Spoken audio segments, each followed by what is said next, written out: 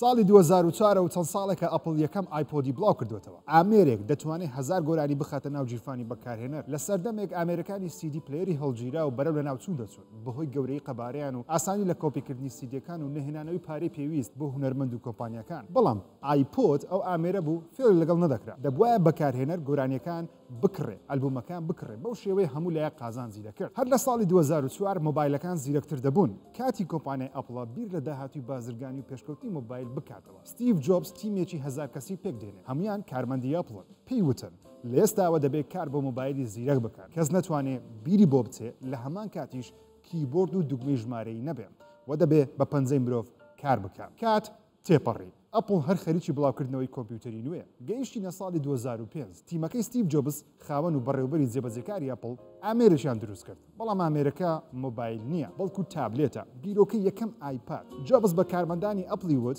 دەمەوێت ئەم تابلێتە بۆ بچووک بکەنەوە، بیکەنە مۆبایلێک بێتە نێو جیرفانەوە، بە پەنجەکانیش کار بکە، نەک بە پێنووس وەکو مۆبایلەکانی نۆکیا و براندەکانی دیکە. تیمەکەی ئەپڵ دووبارە چوونەوە ژووری دیزاین و کارکردن و دوای ساڵێک بە سەرپەرشتی ستیڤ جۆبس یەکەم مۆبایلی زیرەکی کۆمپانیای ئەپڵیان لە مێژوودا دروست کرد. یەکەم ئایفۆن، ئامێرێک، مۆبایلێک، شۆڕشێک دەتوانێت جیهانی بازرگانی، تەکنەلۆژی و پەیوەندی ڕۆژانەی ژیانی خەڵکی هەموو کەسێک لەسەر هەزارێ زەوی بگۆڕێت. ساڵی 2007 لە کۆنفرانسی ساڵانەی خۆی ستیڤ جۆبس هاتە سەر ستەیج سیمینارە بەناوبانگە مێژوویەکەی پێشکەش کرد. وتی ئامێرێکمان دەوێت ئینتەرنێتی ڕاستەقینەی هەبێ، مۆبایل بێ و ئایپۆد بێ. مەبەستی جۆبس لە ئینتەرنێتی ڕاستەقینە ئەوە بوو وەکو کۆمپیوتەر بتوانێت ئینتەرنێت بەکاربێنێ. چونکە لەو سەردەما زیرەکترین مۆبایلەکان نیان دەتوانی وەبسایتەکان وەکو کۆمپیوتەر بکەنەوە، ئەپلیکیشنیشیان نەبوو. مۆبایل بێ، ئایپۆد بێ، ئایپۆد سەرکەوتوترین ئامێری ئەپڵ بوو لەو سەردەما. ئەو مۆبایلە نوێی ئایپۆدی هەر تێدایە. لەو ڕۆژە مێژوویە جۆبس یەکەم ئایفۆنی ئاشکرا کرد، ناوی تەنیا ئایفۆن بوو. PTI لە زۆربەی بەرهەمەکانی ئەپڵ هەیە کە ستیڤ جۆبس دەڵێ ئەو PTIە بەو مانایانە دێ: ئینتەرنێت، ئیندیڤیدوەڵ واتە تاکە کەسی، ئینستراکت واتە ڕێنمایی، لەگەڵ ئینفۆرم واتە ئاگدارکردنەوە، لەگەڵ وشەی ئینسپایر واتە ئیلهام بەخش. لەگەڵ بڵاوکردنەوەی یەکەم ئایفۆن لە 2007 ئەپڵ جیهانی مۆبایلی هەژاند، نۆکیا، سامسونگ، سۆنی و مۆتۆڕۆلا لە خەو هەڵسان. ئەمە داهاتووی مۆبایلە. یەکەم ئایفۆن ئەپستۆریشی نەبوو، تەنیا ئەو ئەپانەی تێدا بوو کە ئەپڵ داینابوو، تەنیا ئەوان دەیانتوانی کار بکەن. کامێرایەکی سادە و خراپی هەبوو، سێڵفی نەبوو و دوگمەی هۆم و ڤۆلیۆم و قوفلی سەر شاشەی هەبوو. ئەپڵ لە 2008 دووەم ئایفۆنی بڵاو کردەوە بە ناوی ئایفۆن 3G. 3G بۆ مانای نەوەی سێمی ئینتەرنێت دێت، چۆن ئێستا 4Gمان هەیە، ئەو کاتە 3G تازە بۆ مۆبایلەکان زیاد دەکران. لە ساڵی 2009 سێم ئایفۆن ئاشکراکرا بە ناوی 3GS.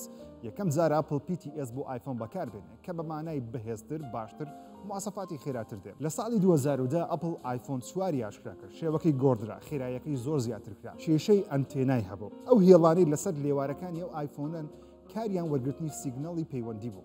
کاتێک پەنجەت لەسەر بووایە پەیوەندێکە دەپچرا. ئەپڵ گلەیی قبوڵ نەدەکرد، دەیوت خەڵک نازانێت چۆن مۆبایل بەکاربێنێ. لێرەوە خەڵک هێرشیان کردە سەر کۆمپانیای ئەپڵ کەوا لەو کاتەوە تا ئێستا دەوترێ ئەپڵ غڕوری بەرزە، تەنیا بە دوای پارەوە. لە ساڵی 2011 ئەپڵ ئایفۆن 4S ئاشکرا کرد. ستیڤ جۆبس داوای لێبوردی لە هەمووان کرد، کێشەی ئەنتێنایەکەی چارەسەر کرد. ئایفۆن 4S دەیتوانی ڤیدیۆی فول HD تۆمار بکات کە پێشکەوتنێکی گەورە بوو بۆ ئەپڵ. وا دەمەوێت بڵێم لەو ساڵە دروستکەری ئایفۆن، دروستکەری کۆمپانیای ئەپڵ و دامەزرێنەری ئەپڵ ستیڤ جۆبس بە نەخۆشی شێرپەنجە کۆچی دوایی کرد. مردنی جۆبس کاریگەریی گەورەی کردە سەر کۆمپانیای ئەپڵ و فەلسەفەی دروستکردن و دیزاینکردنی ئامێرەکانیان. جۆبس نەیدەهێشت شاشەی ئایفۆن گەورەتر بێ، قەبارەیان گەورەتر بێت، چونکە پێی وابوو چی حەز دەکات بلۆکێک لە نێو ژیرفانی خۆی هەڵگرێت. بەڵام بازاری مۆبایلی شاشە گەورە و مۆبایلی گەورەتر پێویست بووە.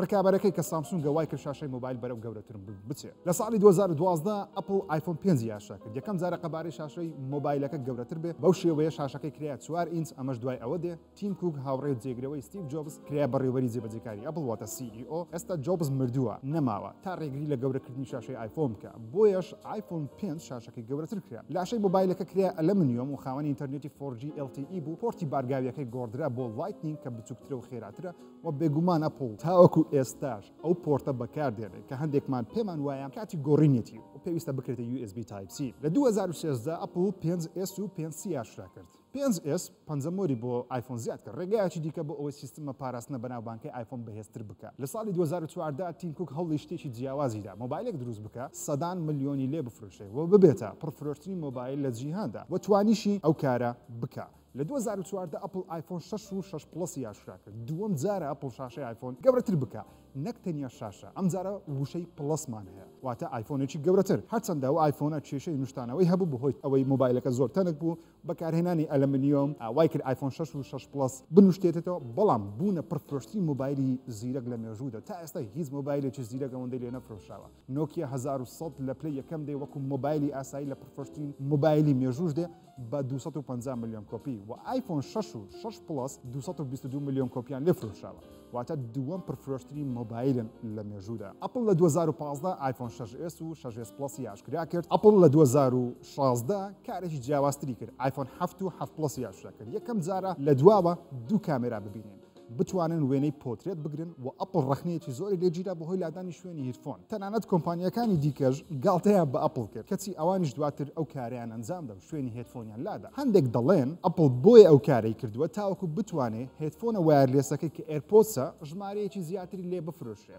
و توانیشی ئەو کارە بکە ڕاستە بازرگانیەکی تەواو زەبەلاحی بۆ ئێرپۆس دروست کرد بەڵام تا ئێستاش بەشێکی زۆر لە بەکارهێنەران دەڵێن ئەپل دەبوایە شوێنی هێدفۆنی هێشت بایەوە لە 2017 ئەپل ئایفۆن 8 و 8 پلس یاشکرا کرد و هەر لەو ساڵە ئەپل یەکەم ئایفۆنی تەواو جیاوازی ئاشا کرد تەواو شاشەیە ناوینا ئایفۆن 10 کە خەڵکی بە ئایفۆن X ناوی دەهێنن PTX لێرە بە مانای دەدرێت چونکە دێم ساڵە ئەپل ئایفۆنی بڵاو کردوێتەوە بۆیش ئایفۆن 9مان نەبینی چۆن ویندۆز 9مان نەبینی ژمارە 9 لە جیهانی تەکنۆلۆژیا وەکو ژمارە 13 نیوتەوانی خەڵکە لە 2018 ئایفۆن 10R 10S 10S Max و لە 2019 ئایفۆن 11 11 پرۆ 11 پرۆ ماکس یەکەم جارە وشەی پڕۆ بەکاردێ ئایفۆنێک سێ کامێرای هەیە کامێرایەکی ئاسایی پۆترێت و سێمیشیان ئۆڵترای دەتوانێت وێنەی فراوان بگرێت لە 2020 ئەپل ئایفۆن 12 12 مینی 12 پرۆ پرۆ ماکسی بڵاو کردەوە کە زۆرترین ئایفۆنە لە ساڵێک بڵاوی کردبێتەوە و هەر لەو ساڵە ئەپل چارجەری لەناو بۆکسی ئایفۆن لادا وتی خەڵکی چارجەری خۆیان بەکاربێنن و مەبەستیشیان لەو کارە پاراستنی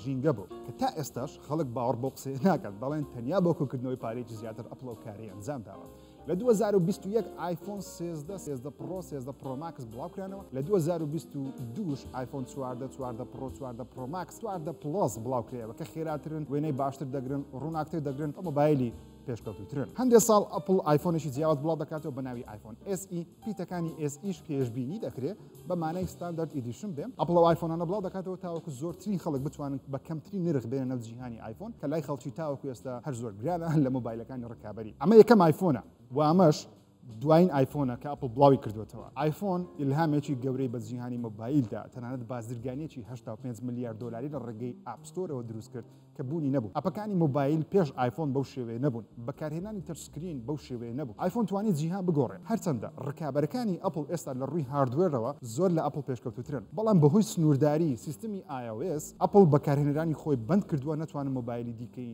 ئاندروید و ناوازەش بن تاقی بکەنەوە ئەمە چیرۆکی ئایفۆنەکانە هیوادارم سوودتان لێوەرگرت بێت